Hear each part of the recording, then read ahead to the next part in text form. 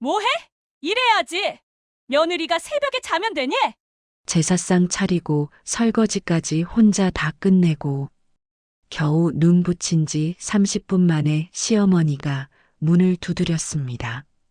새벽 4시였죠. 어머님, 방금 누웠어요. 제사 음식 만들고 설거지까지 혼자 다 했잖아요.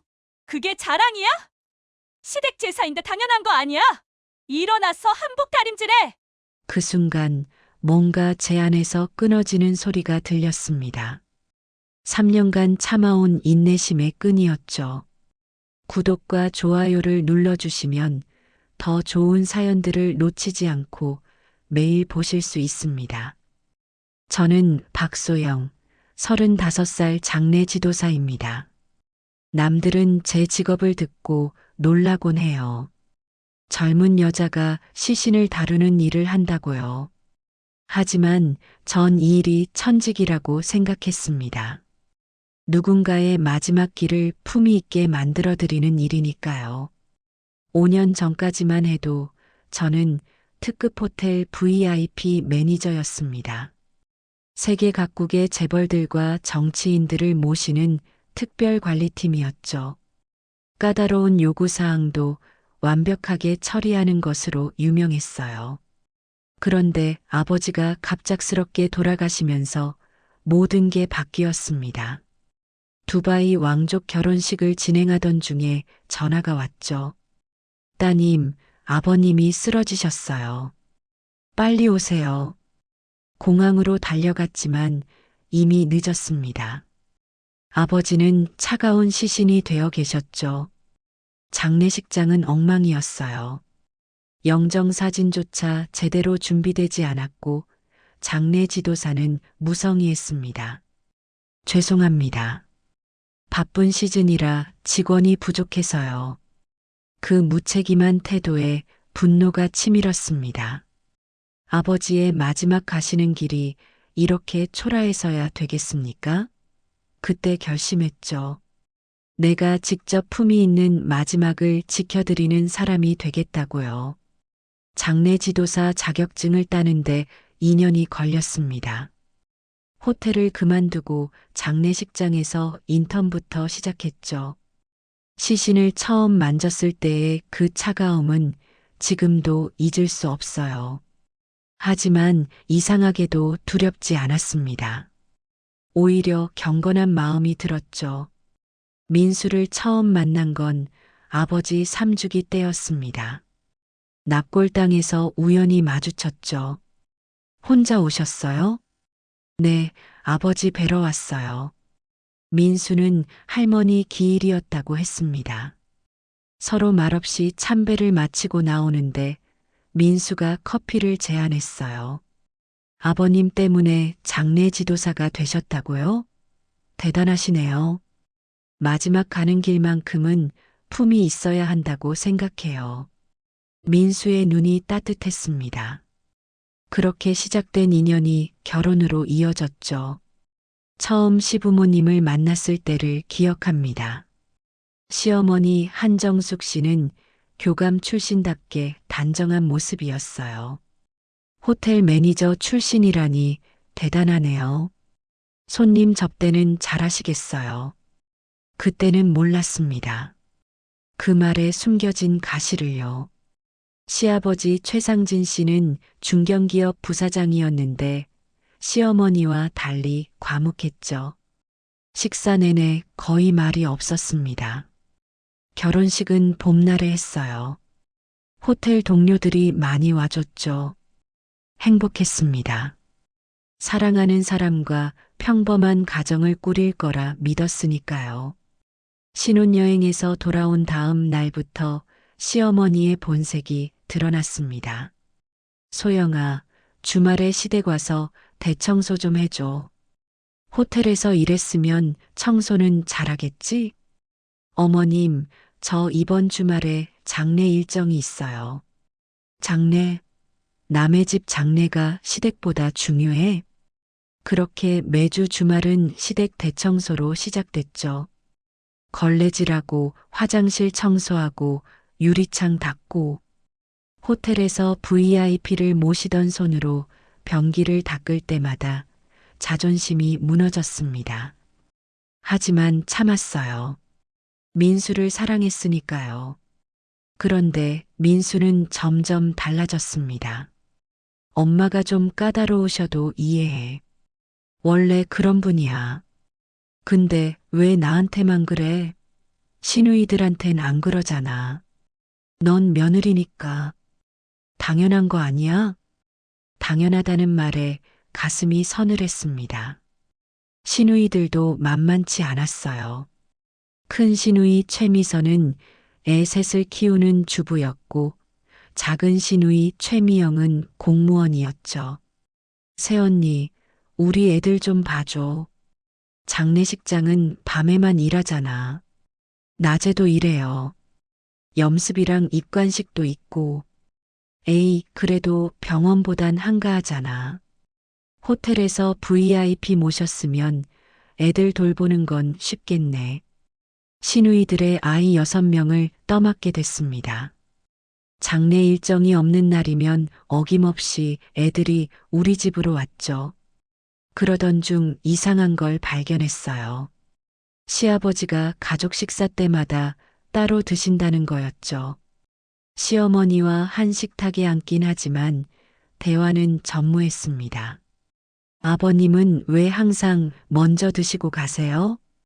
민수에게 물었더니 대수롭지 않게 답했어요. 원래 그러셔. 바쁘시니까.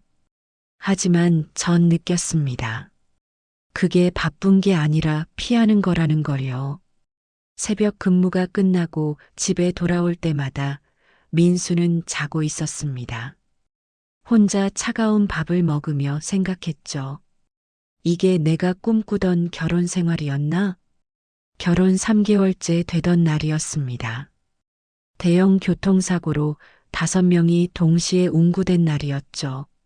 새벽 2시부터 연속으로 염습을 하고 겨우 집에 들어왔는데 현관에 시어머니 신발이 놓여 있었어요. 어머님, 어쩐 일이세요? 내가 아들 집도 못 오니? 집 구경 좀 하러 왔어. 시어머니는 거실을 둘러보더니 한숨을 쉬었습니다. 이게 뭐야? 호텔에서 일했다는 사람이 집을 이렇게 지저분하게 관리해? 죄송해요. 어제 밤새 일하고 와서. 핑계 대지 마. 5성급 호텔이 뭐 대단하다고 맨날 그 얘기야? 순간 숨이 막혔습니다. 제가 언제 호텔 얘기를 자랑처럼 했다고요? 시어머니가 물어봐서 대답한 것뿐인데요. 시어머니는 냉장고를 열어보더니 또 잔소리를 시작했죠. 반찬도 없네. 우리 아들은 도대체 뭘 먹고 살아? 민수 씨가 밖에서 먹는 걸 좋아해서요.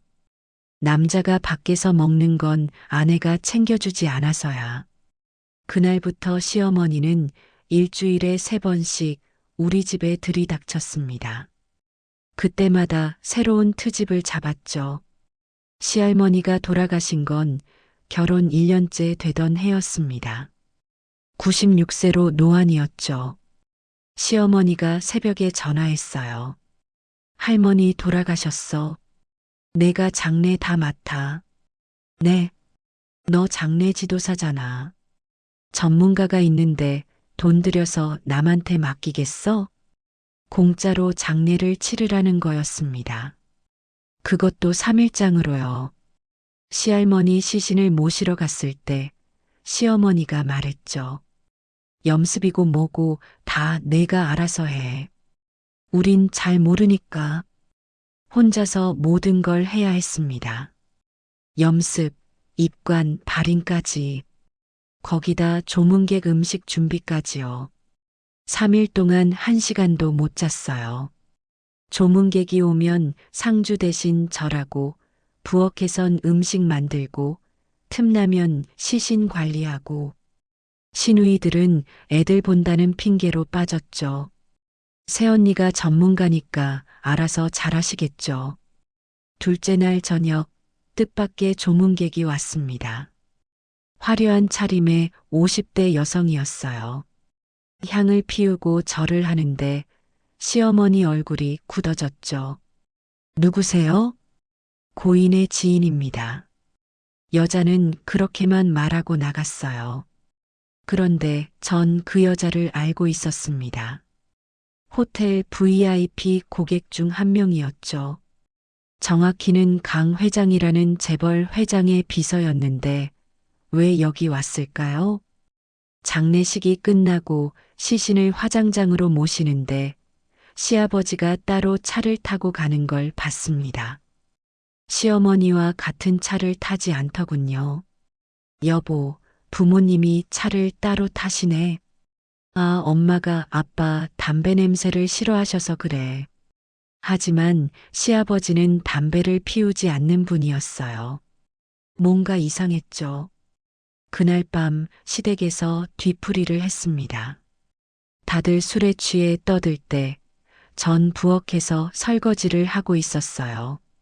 그때 시아버지가 누군가와 전화하는 소리가 들렸습니다. 오늘 와줘서 고마워. 어머니도 좋아하셨을 거야. 목소리가 부드러웠어요. 시어머니한테는 한 번도 들어본 적 없는 톤이었죠. 며칠 후 호텔 동료였던 지연이한테 연락이 왔어요. 소영아, 강 회장 비서 알지? 그 여자 요즘 누구 만나는지 알아? 누구? 최상진 부사장. 내 시아버지 맞지? 심장이 쿵 내려앉았습니다. 설마 그 여자가 벌써 20년째 만나는 거래. 원래 호텔에서도 유명한 비밀이었어. 20년이요? 민수가 태어나기 전부터라는 거잖아요. 시어머니는 알고 있을까요? 아니, 모를 리 없겠죠. 그래서 시어머니가 나한테 이러는 걸까요? 남편한테 받은 상처를 며느리한테 푸는 걸까요? 그날부터 시어머니를 다르게 보기 시작했습니다. 집안일 시킬 때마다 보이는 날카로운 눈빛. 그건 분노였어요. 하지만 그 분노의 대상은 제가 아니어야 했죠. 추석이 다가왔습니다. 시어머니가 또 전화를 했어요. 이번 추석엔 내가 제사상 다 차려. 호텔에서 일했으면 요리도 잘하겠지. 어머님, 전 호텔 매니저였지 요리사가 아니었어요. 어디서 말대답이야? 며느리가 제사상도 못 차려? 또 참았습니다. 하지만 이제는 한계가 왔어요. 추석 전날 장례식장에서 3건을 연속으로 치렀습니다. 교통사고로 온 가족이 몰살한 집, 암으로 젊은 나이에 떠난 가장, 그리고 자살한 학생. 36시간 동안 쉬지 않고 일했죠. 겨우 시댁에 도착했을 때는 새벽 2시였습니다. 온 가족이 자고 있었어요. 부엌에는 산더미 같은 재료만 쌓여 있었죠. 혼자 제사 음식을 만들기 시작했습니다. 전, 나물, 탕, 산적. 손이 떨렸어요. 피곤해서가 아니라 분노 때문이었죠. 새벽 5시 겨우 눈을 붙이려는데 시어머니가 문을 두드렸습니다. 뭐해? 일해야지. 며느리가 새벽에 자면 되니? 어머님, 방금 누웠어요. 제사 음식 만들고 설거지까지 혼자 다 했잖아요. 그게 자랑이야? 시댁 제사인데 당연한 거 아니야? 일어나서 한복 다림질해. 오늘 친정 제사도 있잖아. 순간 폭발할 것 같았습니다. 하지만 그때 시아버지 서재에서 뭔가 떨어지는 소리가 났어요. 제가 정리할게요. 서재로 들어갔습니다. 책상 위에 서류가 떨어져 있었는데 그걸 줍다가 내용을 보고 충격을 받았죠. 이혼 서류였습니다. 그것도 20년 전 날짜로 작성된. 서류 아래쪽에 메모가 있었죠. 재산 분할 부인 70%, 본인 30%. 위자료 50억. 거부시 폭로. 폭로? 뭘 폭로한다는 걸까요? 서류를 제자리에 놓고 나왔지만 머릿속은 복잡했습니다. 시어머니가 20년간 이혼하지 못한 이유. 재산 때문이었구나. 아침 식탁에서 시어머니가 또 잔소리를 시작했어요. 소영아, 음식간이 다 왜 이래? 대체 호텔에서 뭘 배운 거야? 죄송해요. 죄송하면 다야? 시누이들 좀 봐. 얼마나 잘하는지. 시누이들은 키득거렸습니다. 전 그저 젓가락만 놓았죠. 그때 시아버지가 일어났어요. 먼저 일어나겠소. 또 어디 가시는 거예요? 시어머니 목소리가 날카로웠습니다. 시아버지는 대답 없이 나갔죠. 차 시동 소리가 멀어질 때까지 식탁은 조용했어요. 제사가 끝나고 집으로 돌아오는 길 민수에게 물었습니다. 부모님 사이가 안 좋아? 왜 갑자기 그런 걸 물어? 그냥 서로 대화를 안 하시는 것 같아서. 민수가 한숨을 쉬었어요. 원래 그래. 신경 쓰지 마. 하지만 전 이미 진실의 일부를 알고 있었죠. 일주일 후 장례식장에 특별한 손님이 왔습니다. 호텔 시절 상사였던 윤 사장이었어요. 소영 씨, 잘 지내요? 사장님, 어쩐 일이세요? 지인 장례 때문에 왔다가 소영 씨 여기 있다는 얘기 듣고 왔어요. 윤 사장은 커피를 마시며 뜻밖의 얘기를 꺼냈어요. 최상진 부사장 알죠? 소영 씨 시아버지? 네. 그 사람 회사에 내가 투자를 많이 했어요. 그런데 요즘 이상한 소문이 들려. 무슨 소문이요? 비자금 조성, 횡령 이야기가 있어요. 증거만 찾으면 바로 검찰 고발감이야. 머리가 복잡해졌습니다. 시아버지가 범죄자라고요? 그리고 하나 더. 강 회장 비서 알지? 그 여자랑 20년째야. 호텔 VIP 라운지가 그들의 아지트였어. 역시 제 예상이 맞았어요. 그 여자가 시할머니 장례식장에 온 이유가 있었던 거죠. 사장님, 왜 제게 이런 얘기를 해주세요? 소영 씨가 고생한다는 소문을 들어서. 시어머니가 아주 악독하다며? 윤 사장이 명함을 건넸어요. 필요하면 연락해. 언제든 도와줄게. 며칠 후 시어머니가 다시 집에 왔습니다. 이번엔 커다란 가방을 들고요. 이거 다려놔. 우리 집 옷들이야. 어머님, 저 오늘 장례가 있어요. 또 장례? 맨날 죽은 사람만 상대하니까 음기가 껴서 우리 민수한테 안 좋은 거야. 음기라는 말에 화가 났지만 참았어요. 그런데 가방을 열다가 이상한 걸 발견했죠. 시아버지 옷이 하나도 없었어요. 전부 시어머니 옷뿐이었죠. 아버님 옷은요? 그 사람 옷은 그 사람이 알아서 해. 시어머니 목소리가 차가웠습니다. 20년간 남편 옷도 안 다려준다는 거였어요. 그날 밤 장례식장에서 뜻밖의 전화를 받았습니다. 시아버지였어요. 소영아, 잠깐 볼 수 있을까? 무슨 일이세요, 아버님? 중요한 얘기가 있어. 시아버지를 만난 곳은 호텔 라운지였습니다. 그것도 제가 일하던 호텔이었죠. 강 회장 비서가 함께 있었어요.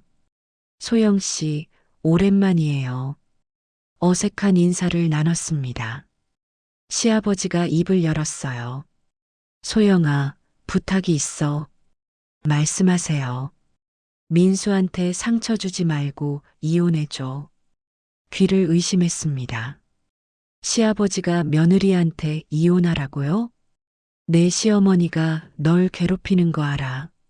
하지만 그 사람도 불쌍한 사람이야.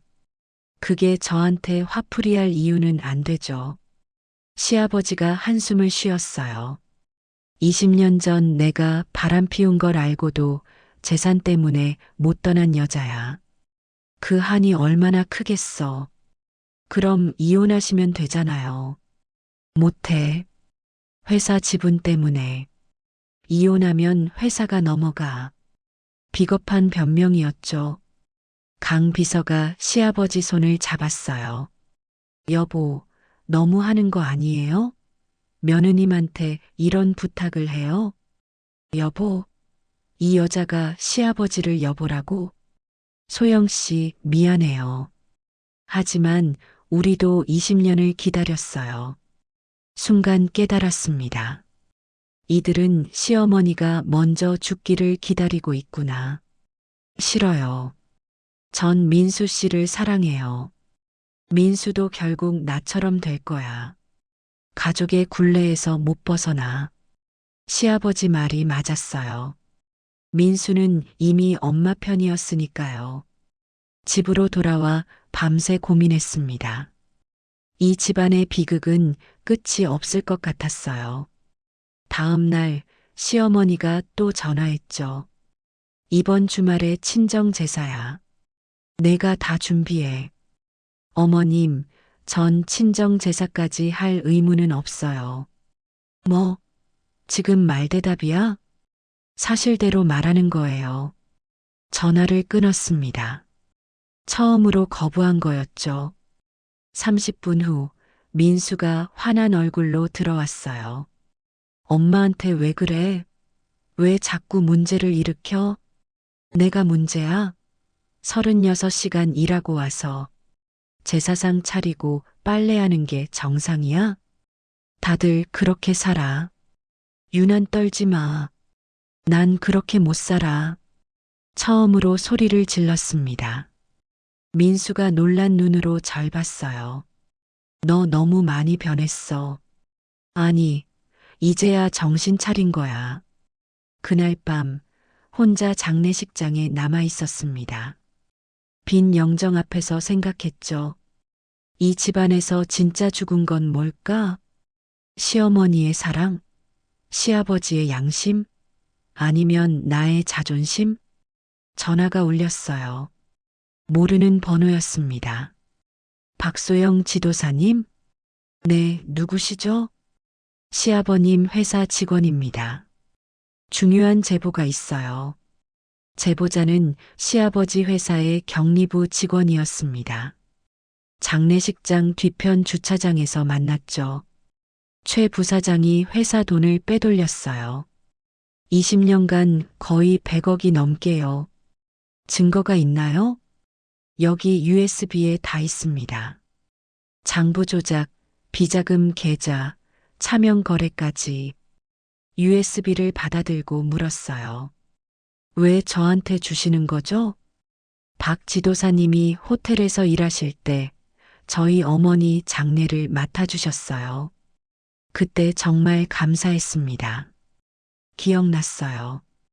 형편이 어려운 직원 가족이라고 호텔에서 무료로 장례를 치러줬던 일이었죠. 이걸로 최 부사장을 고발하려고 했는데 위에서 다 막아요. 박 지도사님이라면 다르게 쓰실 수 있을 것 같아서 직원이 떠난 후 USB를 들여다봤습니다. 충격적인 내용이었죠. 시아버지가 강 비서와 함께 해외에 차명 회사를 만들고 회사 자금을 빼돌린 흔적이 명백했어요. 그런데 더 놀라운 건 시어머니 이름으로 된 계좌도 있었다는 거예요. 시어머니도 알고 있었구나. 남편의 범죄를. USB를 가지고 집으로 돌아왔을 때는 새벽 3시였습니다. 민수는 역시나 자고 있었죠. 혼자 거실에 앉아 서류를 다시 살펴봤어요. 시아버지가 빼돌린 돈이 정확히 127억이었습니다. 그중 절반은 강 비서와 함께 만든 유령회사로, 나머지는 시어머니 명의의 차명 계좌로 들어갔더군요. 시어머니도 공범이었을까요? 아니면 시아버지가 몰래 이용한 걸까요? 알 수 없었지만 한 가지는 확실했습니다. 이 집안은 겉과 속이 완전히 다르다는 것. 아침이 되자 민수가 일어났어요. 제가 밤새 깨어 있는 걸 보고 짜증을 냈죠. 또 밤샜어? 그러니까 맨날 피곤하다고 하지. 민수야, 우리 얘기 좀 하자. 무슨 얘기? 나 출근 준비해야 돼. 중요한 얘기야. 당신 아버지 얘기. 민수가 멈칫했어요. 제가 무슨 말을 할지 눈치챈 것 같았죠. 아버지가 어쨌다고? 20년째 바람 피우고 있어. 강 회장 비서랑. 민수의 얼굴이 굳어졌습니다. 하지만 놀라는 표정은 아니었어요. 이미 알고 있었구나. 그걸 내가 어떻게 알아? 시할머니 장례식장에 그 여자가 왔었어. 호텔에서도 유명한 커플이었고, 민수가 한숨을 쉬었어요. 그래서 그게 우리랑 무슨 상관이야? 무슨 상관이냐고? 당신 엄마가 나한테 이렇게 구는 이유가 그것 때문이야. 남편한테 받은 상처를 며느리한테 푸는 거라고. 엄마가 불쌍한 거 알면서 왜 이해를 못해? 순간 할 말을 잃었습니다. 민수는 정말로 이게 정상이라고 생각하는 걸까요? 이해? 내가 왜 당신 엄마의 샌드백이 되어야 하는데?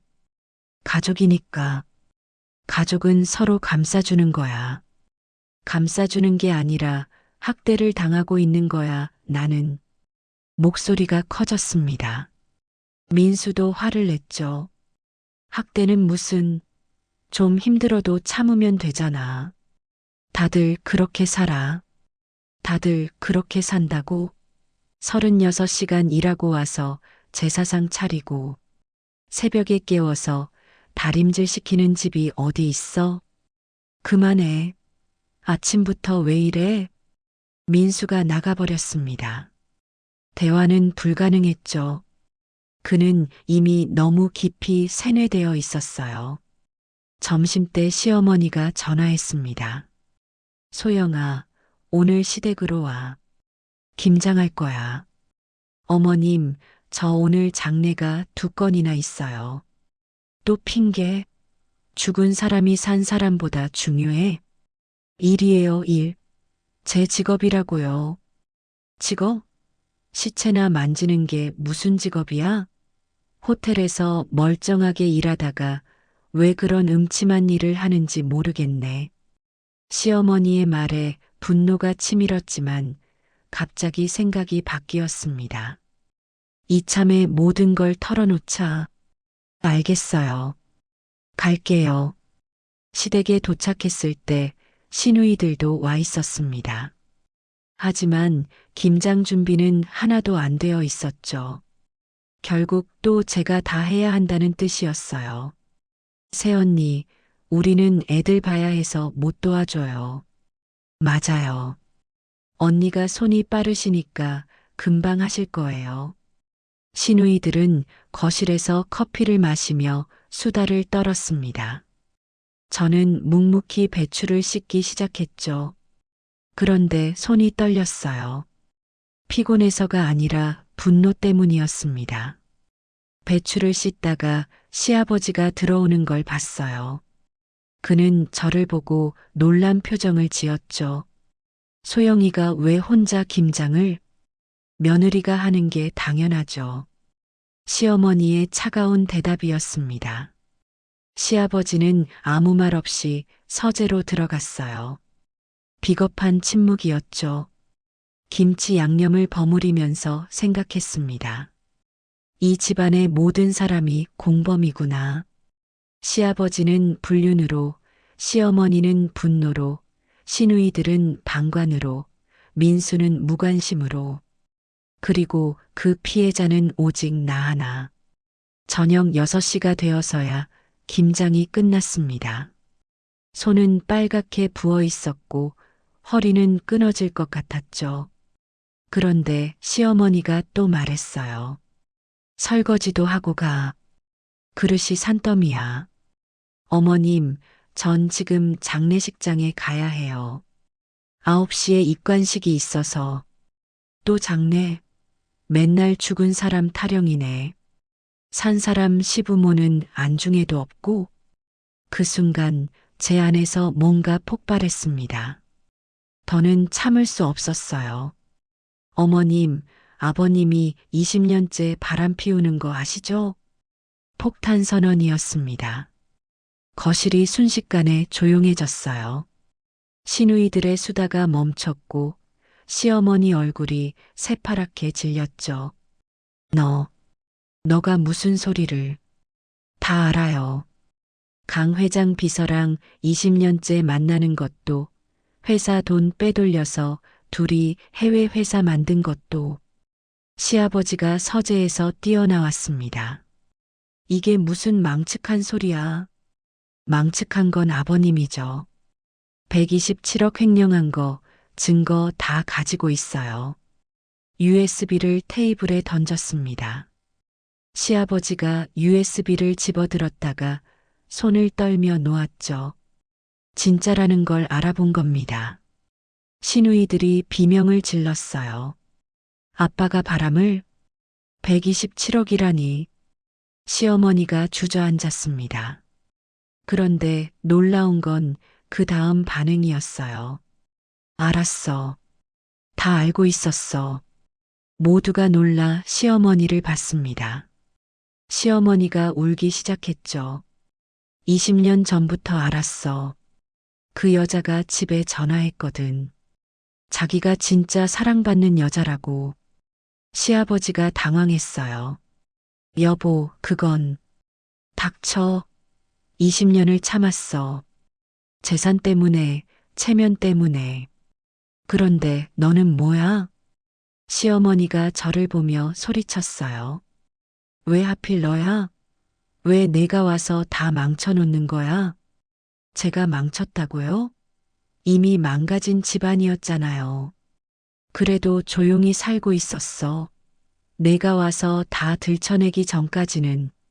시어머니의 절규가 처절했습니다. 하지만 전 물러서지 않았어요. 조용히 사는 게 아니라 썩어가고 있었던 거예요. 그리고 그 썩은 냄새를 저한테 뒤집어 씌운 거고요. 넌 뭘 알아? 남편한테 배신당한 여자의 심정을 내가 알아? 몰라요.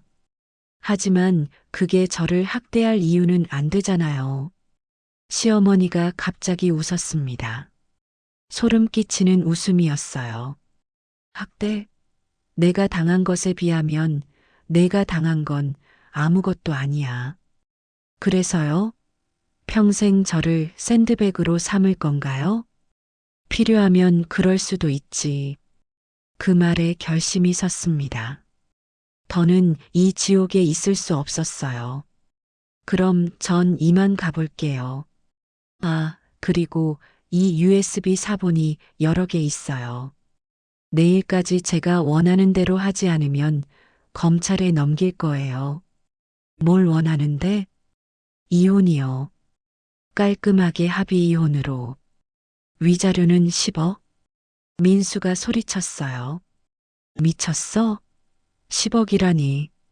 당신 아버지가 훔친 돈의 10분의 1도 안 돼요. 그리고 3년간 공짜 노동력으로 부려먹은 값이고요. 시아버지가 협박했습니다. 감히 우리 가족을 협박해? 협박이 아니라 거래예요. 10억 주고 조용히 끝내든지 아니면 모든 게 뉴스에 나오든지 선택하세요. 장례식장으로 돌아왔습니다. 9시 입관식은 취소됐지만 상관없었어요. 이제 제 인생을 되찾을 차례였으니까요. 밤 11시 민수에게서 전화가 왔습니다. 너 진짜 이럴 거야? 응, 진짜야. 우리 사랑했잖아. 사랑? 당신이 날 사랑했다면 엄마가 날 괴롭힐 때 막았겠지. 한 번이라도. 민수가 울먹였어요. 나도 힘들었어. 당신이 힘들었다고? 36시간 일하고 와서 제사상 차리고 새벽에 깨워서 다림질하라고 한 게 당신이야? 내일까지야. 결정해. 전화를 끊었습니다. 그리고 윤 사장에게 전화했죠. 사장님, 도움이 필요해요. 무슨 일이야?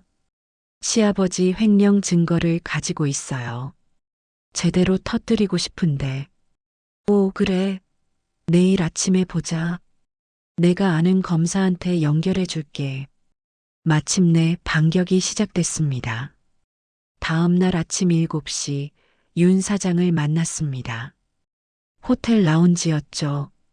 제가 한때 일했던 곳이었어요. 윤 사장은 이미 검사 한 명과 함께 와 있었습니다. 박 지도사님이시죠? 윤 사장님께 얘기 들었습니다. 저는 서울중앙지검 특수부 김 검사입니다. 김 검사는 30대 후반의 여성이었어요. 날카로운 눈빛이 인상적이었죠. USB 가져오셨나요? 네, 여기 있습니다. 김 검사가 노트북으로 내용을 확인하더니 휘파람을 불었어요. 대박이네요. 이 정도면 구속영장 바로 나옵니다. 최상진 부사장, 끝났네요. 그런데 한 가지 부탁이 있어요. 뭔가요? 오늘 하루만 기다려주세요. 개인적으로 정리할 게 있어서요.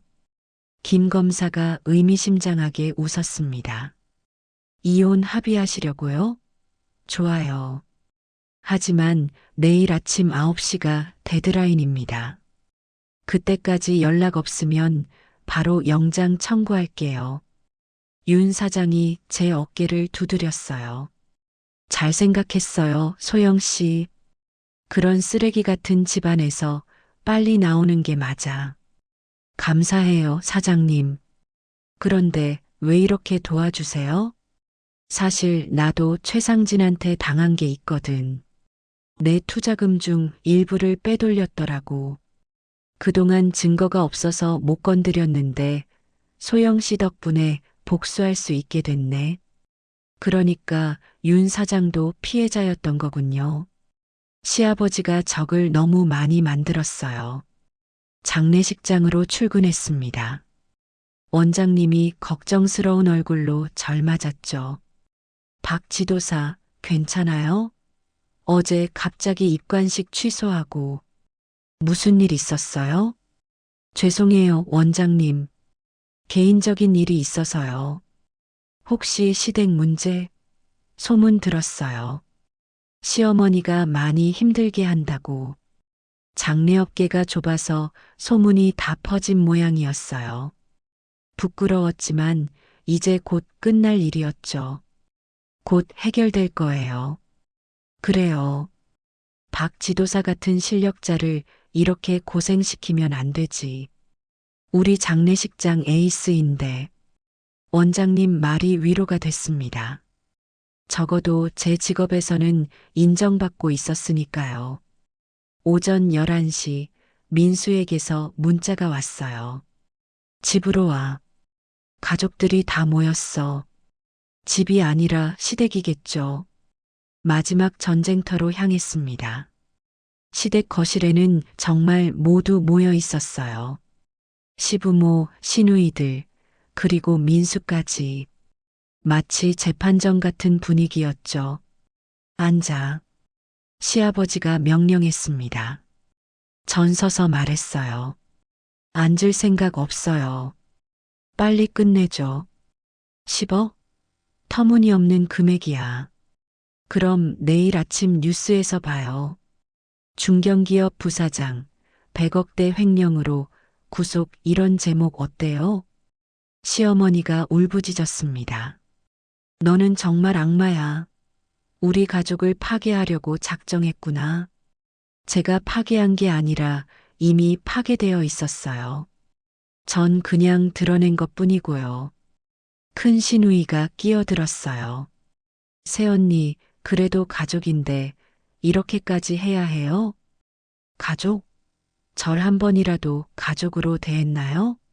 전 그냥 공짜 가정부였잖아요. 작은 시누이도 거들었죠. 그래도 3년간 우리가 밥 먹여주고 재워줬잖아요.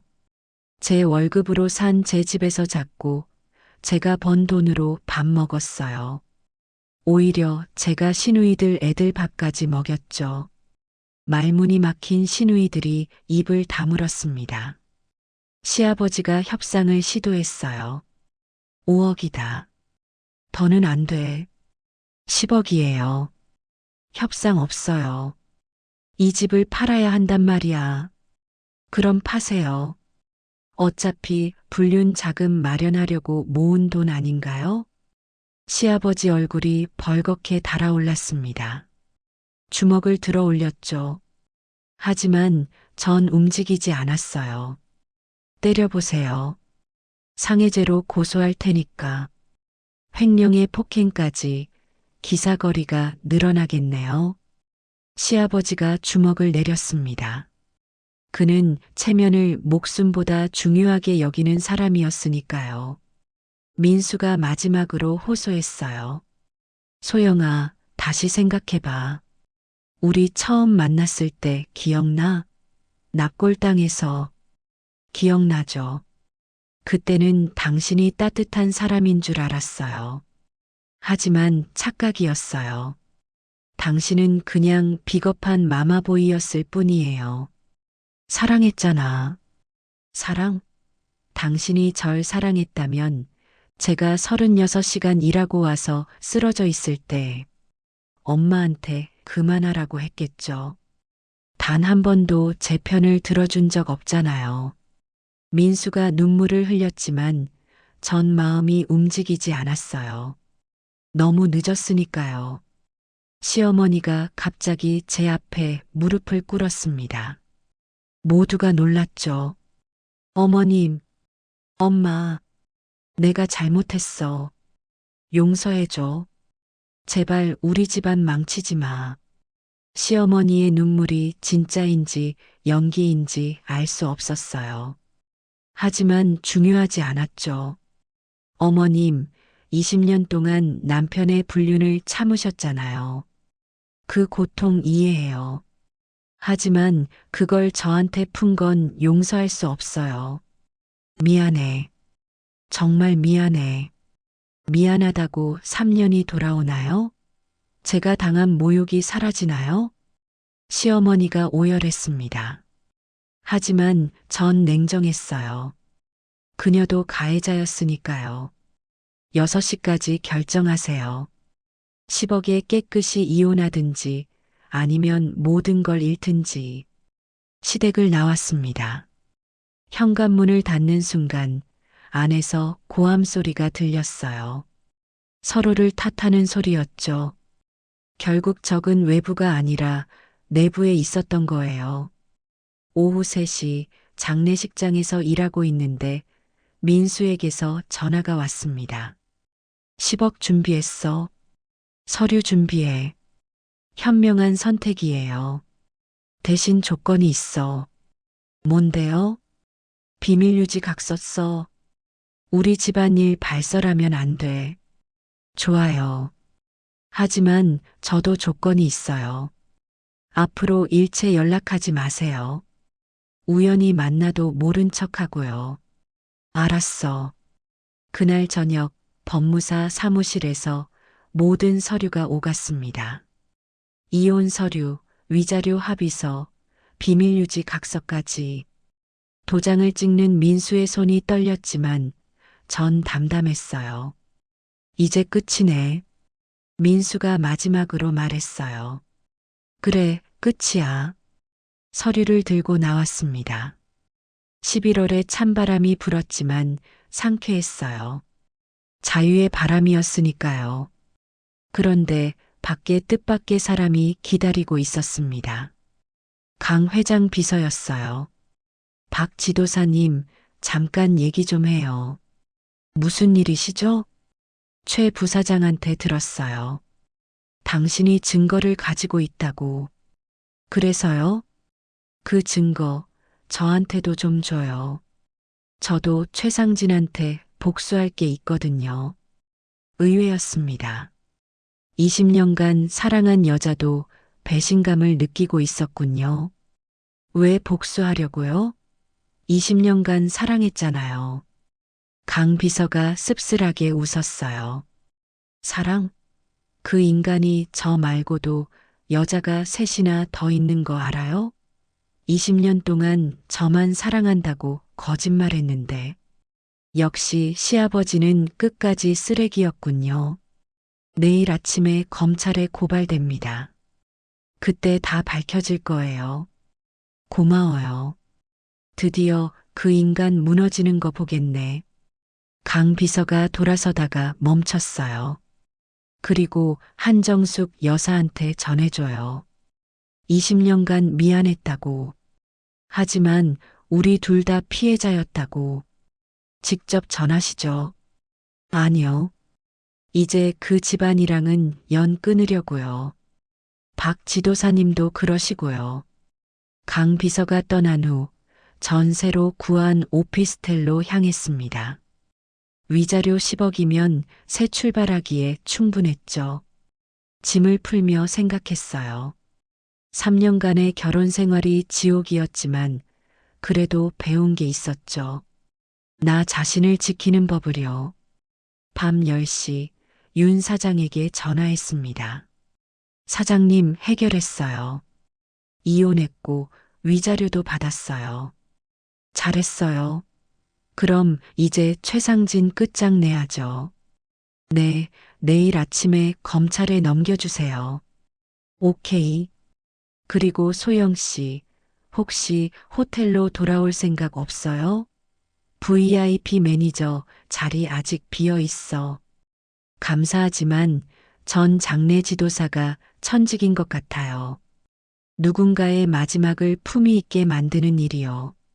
아깝지만 이해해요. 행운을 빌어요. 전화를 끊고 창밖을 봤습니다. 도시의 불빛이 반짝이고 있었죠. 저 불빛 하나하나가 누군가의 삶이겠죠. 그 중에는 저처럼 시댁에서 고통받는 며느리도 있을 거예요. 다음 날 아침 9시 정각 뉴스 속보가 터졌습니다. 중견기업 K사 부사장 최상진 씨가 100억대 횡령 혐의로 긴급 체포됐습니다. 검찰은 최 씨가 20년간 회사 자금을 빼돌려 해외에 유령회사를 설립한 정황을 포착했다고 밝혔습니다.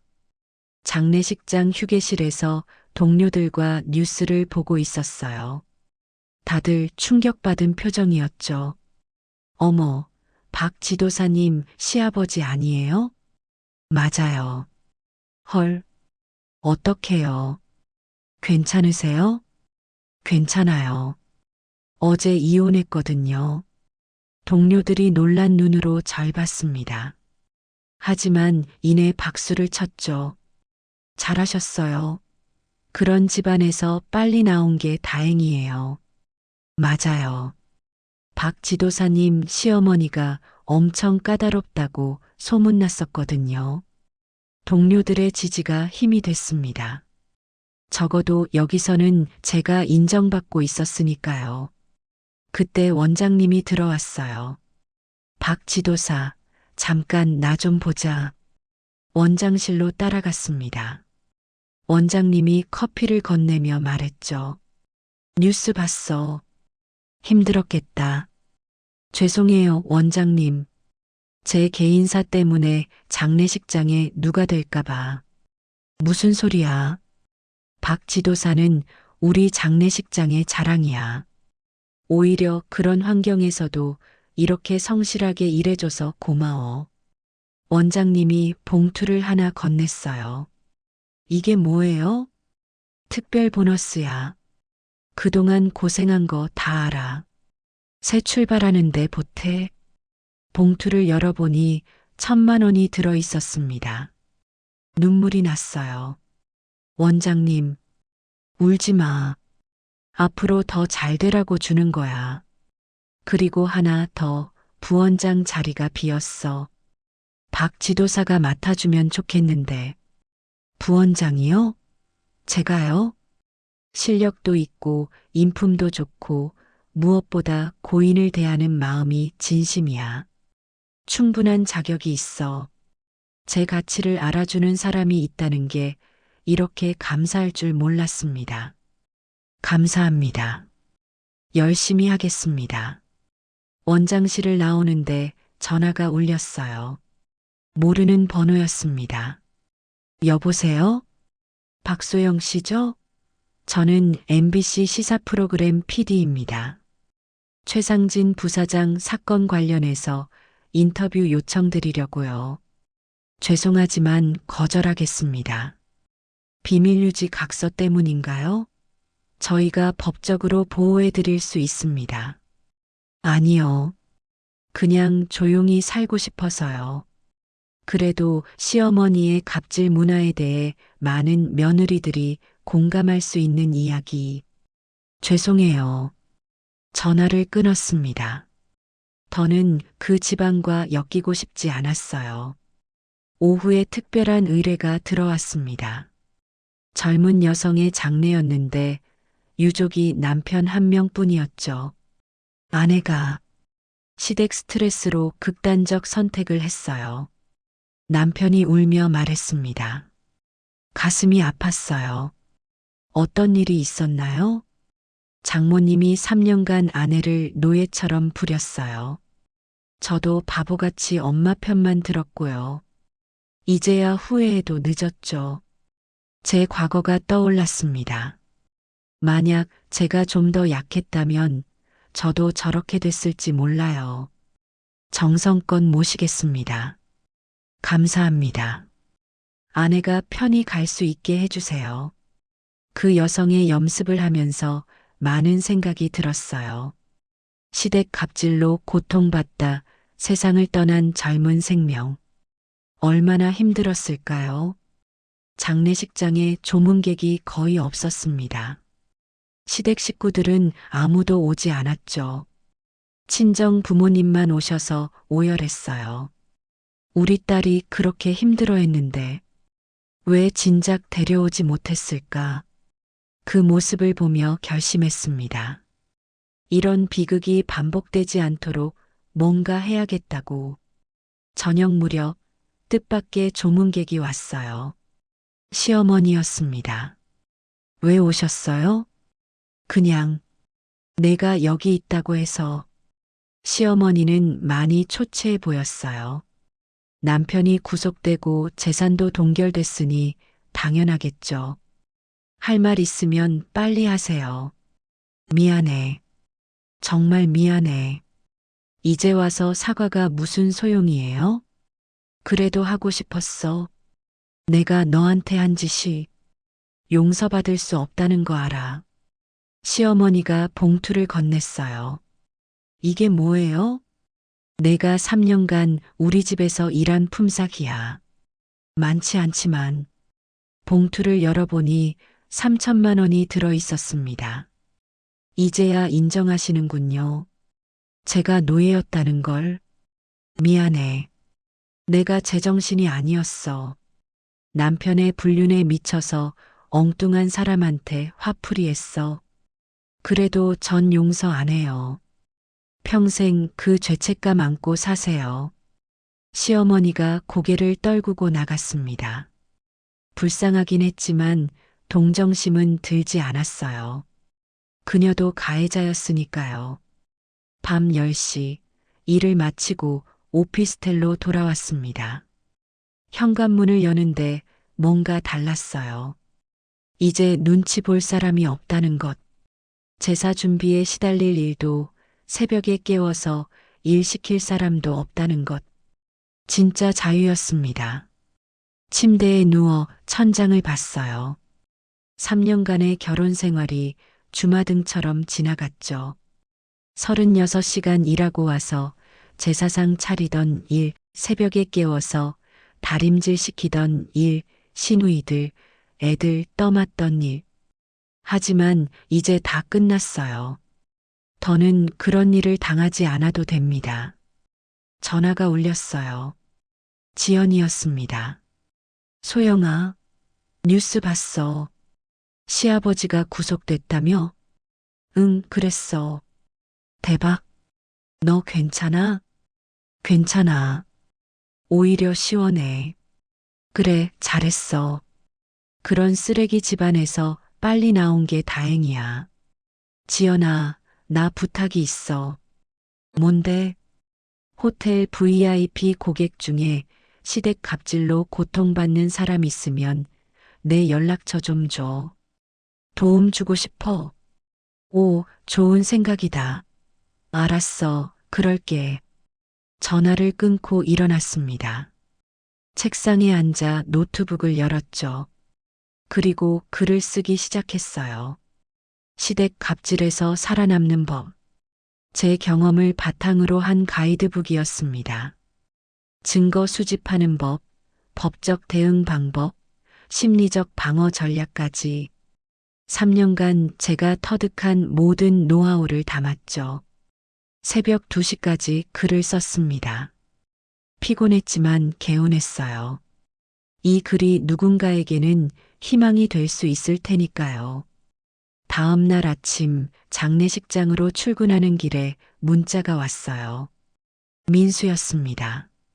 소영아, 아빠가 구속됐어. 엄마는 충격으로 쓰러졌고 다 내 탓이야. 답장하지 않고 바로 차단했습니다. 더는 그들의 감정 쓰레기통이 되고 싶지 않았으니까요. 장례식장에 도착하니 어제 그 젊은 여성의 남편이 기다리고 있었어요. 박 지도사님, 어제 정말 감사했습니다. 아내가 편히 떠난 것 같아요. 다행이네요. 그런데 하나 여쭤보고 싶은 게 있어요. 박 지도사님도 시댁 때문에 힘드셨다고 들었는데. 네, 그랬죠. 어떻게 견디셨어요? 견딘 게 아니라 싸웠어요. 증거 모으고 약점 잡고 반격했죠. 참기만 하면 죽어요. 제가 거의 죽을 뻔했거든요. 남편이 울먹였어요. 제가 좀 더 아내 편이 되어줬다면 후회해도 소용없어요. 대신 다른 사람들에게 알려주세요. 며느리도 사람이라고, 노예가 아니라고. 그 남편이 가고 난 후 원장님이 불렀어요. 박 부원장. 네, 원장님.